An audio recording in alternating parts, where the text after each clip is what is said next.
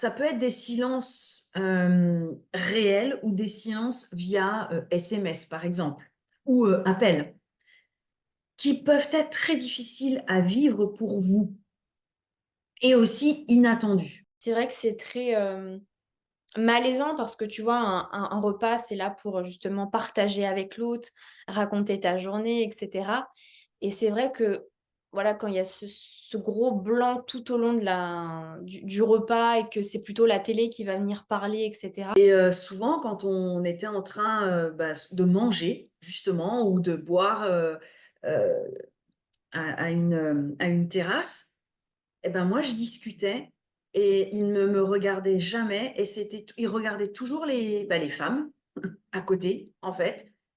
Et mais je me disais: «Mais est-ce que je l'intéresse?» En fait, c'était un blanc, comme c'était un véritable monologue et je revenais toujours à moi en me disant: «Mais ben, en fait, c'est moi le problème».